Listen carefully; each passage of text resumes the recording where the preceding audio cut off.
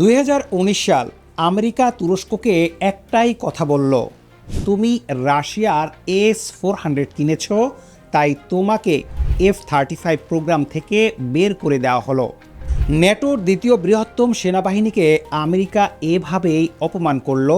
তুরস্ক কোনো রাগ দেখালো না, কান্না করলো না, শুধু বলল ঠিক আছে। তারপর নিজেই বানাতে শুরু করলো। মে 2023 সালে নতুন বিমানের নাম ঘোষণা হলো কান, তুর্কি ভাষায় মানে শাসক। 21 ফেব্রুয়ারি 2024 আঙ্কারার কাছে একটা নিরাপদ মাঠ থেকে কান প্রথমবার আকাশে উঠল। 13 মিনিট উড়ল। তুরস্ক সেদিন ইতিহাস লিখল, পঞ্চম প্রজন্মের স্টেলথ যুদ্ধ বিমান যে দেশগুলো নিজে বানাতে পারে সেই এলিট ক্লাবে ঢুকে পড়ল। আর 2026 সালে এসে সেই বিমান কিনতে চাইছে ইন্দোনেশিয়া 48টা $10 বিলিয়ন, সৌদি আরব 100টা, স্পেন বলছে F-35 এর বিকল্প হিসেবে কান দেখতে চায়। আমেরিকা বের করে দিয়েছিল, তুরস্ক ফিরে এলো নিজের অস্ত্র নিয়ে। এটাই আজকের গল্প। আজকের ভিডিওতে আমরা জানবো কান আসলে কি এবং কেন এটা পঞ্চম প্রজন্মের যুদ্ধ বিমান। 2019 সালে আমেরিকার সাথে যে সংকট তুর্কি প্রতিরক্ষা শিল্পকে কোন পথে নিয়ে গেছে, কানের ভেতরে কি কি প্রযুক্তি আছে, 2026 সালের নতুন প্রোটোটাইপে কি পরিবর্তন এসেছে, ইন্দোনেশিয়া থেকে সৌদি আরব পর্যন্ত কেন সবাই এটা কিনতে চাইছে, আর সবশেষে কান এর সবচেয়ে বড় চ্যালেঞ্জ কোথায় এবং বাংলাদেশের জন্য কি শিক্ষা আছে এই গল্পে। আগে বুঝে নেওয়া যাক পঞ্চম প্রজন্মের যুদ্ধ বিমান মানে কি। ধরুন, চতুর্থ প্রজন্মের বিমান মানে একটা দ্রুত গতির গাড়ি, শক্তিশালী কিন্তু রাস্তায় সবাই দেখতে পায়।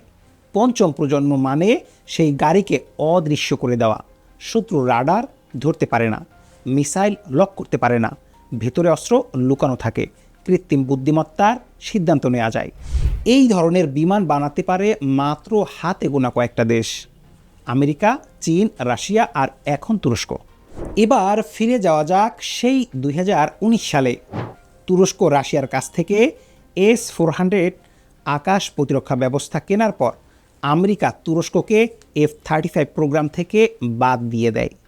কিন্তু এই বহিষ্কারের আগে তুরস্ক 2010 সালে নিজের যুদ্ধবিমান বানানোর স্বপ্ন দেখা শুরু করেছিল। সেই প্রকল্পের নাম দিয়েছিল 2013 সালে সুইডিশ কোম্পানি সাবের সাথে চুক্তি হয় প্রাথমিক ডিজাইন সহায়তার জন্য।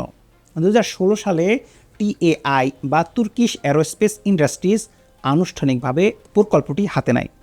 F-35 থেকে বহিষ্কার সেই স্বপ্নকে করল জরুরি। তুরস্কের প্রতিরক্ষা শিল্প সংস্থার প্রেসিডেন্ট হালুক গোরবুন বলেছেন, কান শুধু একটা যুদ্ধ বিমান নয়, এটা তুর্কি জাতির সার্বভৌমত্ব নিয়ন্ত্রণের প্রতীক।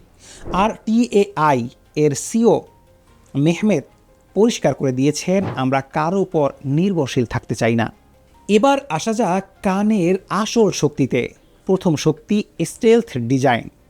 কানের ভেতরে যে অস্ত্র রাখার জায়গা আছে, ইন্টারনাল ওয়েপন্স বে, যাতে বাইরে কিছু দেখা যায় না, এর রাডার ক্রস সেকশন F-22 এর কাছাকাছি রাখার চেষ্টা করা হয়েছে। 2026 সালের নতুন P-1 প্রোটোটাইপে স্টাবিলাইজার ফিনের আকৃতি F-22 এর মতোই পরিবর্তন করা হয়েছে, আর অ্যান্টেনাগুলো ফিউজলাজের ভেতরে ঢুকিয়ে দেওয়া হয়েছে। বাইরে কোনো রাডার প্রতিফলক কাঠামো নেই। দ্বিতীয় শক্তি মুরাদ AES রাডার। তুরস্কের আসেলসান কোম্পানির বানানো সম্পূর্ণ দেশীয় AES রাডার একসাথে একাধিক লক্ষ্য ট্র্যাক করতে পারে, শত্রুর জ্যামিং প্রতিরোধ করে।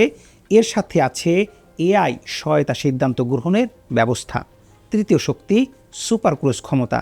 2 General Electric F-110 engine, afterburner ছাড়াই শব্দের চেয়ে দ্রুত উঠতে পারে।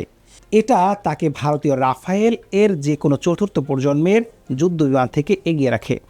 চতুর্থ শক্তি তুলগার হেলমেট ডিসপ্লে সিস্টেম। পাইলট যেদিকে তাকাবেন সেদিকেই মিসাইল ছুড়তে পারবেন, ককপিটের বাইরে তাকানো ছাড়াই। পঞ্চম শক্তি লয়াল উইংম্যান ড্রোন সংযোজন। কানের সাথে একসাথে AI নিয়ন্ত্রিত মানবহীন AMK-3 UAV ড্রোন উড়বে, যাকে বলা হচ্ছে বিশ্বস্ত পার্শ্ববর্তী বিমান। 2026 সাল তুরস্কের জন্য কান প্রোগ্রাম একটা বাক বদলের বছর।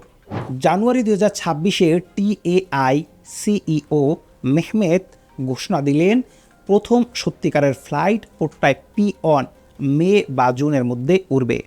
ফেব্রুয়ারিতে P1 ও P2 দুটো নতুন প্রোটোটাইপের একসাথে উন্মোচন করা হলো। এগুলো P0 এর চেয়ে উন্নত পরিমার্জিত স্টেলথ শেপিং, নতুন এয়ার ইনটেক ডিজাইন, উন্নত ইলেকট্রনিক ওয়ারফেয়ার সুবিধা। মে 2026-এ সাহা ইস্তানবুল প্রতিরক্ষা মেলায় তুরস্কের বিমান বাহিনী আনুষ্ঠানিকভাবে প্রথম ব্যাচ 20টা কান কেনার চুক্তি সই করল। টিআইসিও বললেন এটা প্রথম অর্ডার, সময়ের সাথে সংখ্যা বাড়বে। মোট 6টা প্রোটোটাইপ তৈরি হবে, হাজার হাজার ঘন্টার ফ্লাইট টেস্ট হবে।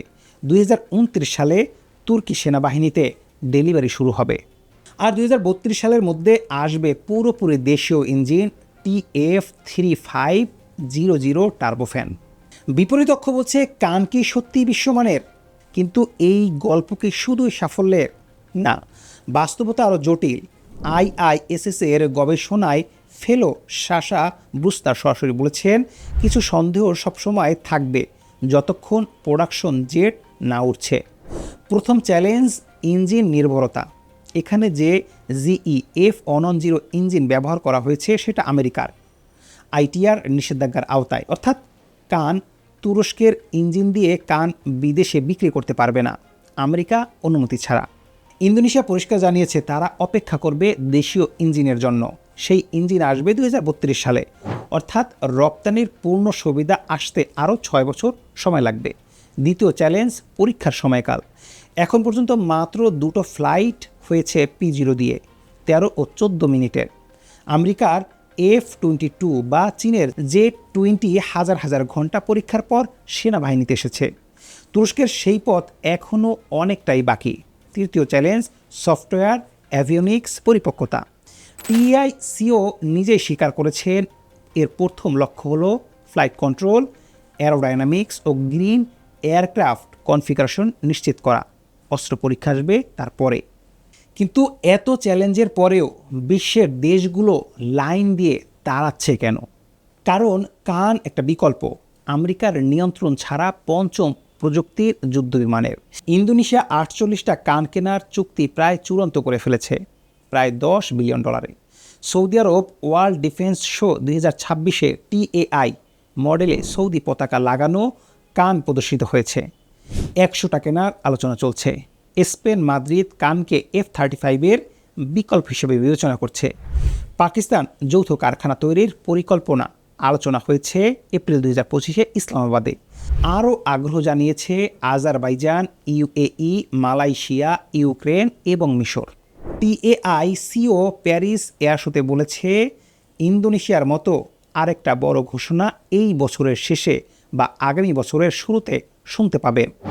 আর 2025 সালে তুরস্কর প্রতিরক্ষা ও মহাকাশ রপ্তানিতে নতুন রেকর্ড করেছে $10.5 বিলিয়ন। এখন প্রশ্ন আসে, এই গল্প বাংলাদেশের জন্য কেন গুরুত্বপূর্ণ? কারণ বাংলাদেশের বিমান বাহিনীর ভবিষ্যৎ পরিকল্পনায় চীনা J-10C এর পাশে বিকল্প খোঁজার আলোচনা চলছে। কান ঠিক এই মুহূর্তে একটা বিকল্পের প্রতীক। আমেরিকা, চীন, রাশিয়ার উপর নির্ভর না করে নিজের শর্তে অত্যাধুনিক অস্ত্র পাওয়ার সম্ভাবনা। তুরস্ক যা করছে সেটা শুধু একটা বিমান বানানো নয়, এটা হলো প্রমাণ করা যে একটা মধ্যম আয়ের দেশ যদি সদিচ্ছা, দীর্ঘমেয়াদী পরিকল্পনা, জাতীয় বিনিয়োগ থাকে, বিশ্বের সর্বোচ্চ প্রযুক্তির দরজায় পৌঁছাতে পারে। বাংলাদেশ কি সেই পথ থেকে কোনো শিক্ষা নিতে পারে? শেষে একটাই প্রশ্ন, আমেরিকা তুরস্ককে F-35 থেকে বের করে দিয়েছিল শাস্তি হিসেবে। তুরস্ক বানালো নিজের F-35। তাহলে কি এই গল্পটা বলছে বড় শক্তির অপমান অনেক সময় ছোট দেশের সবচেয়ে বড় অনুপ্রেরণা হয়ে যায়?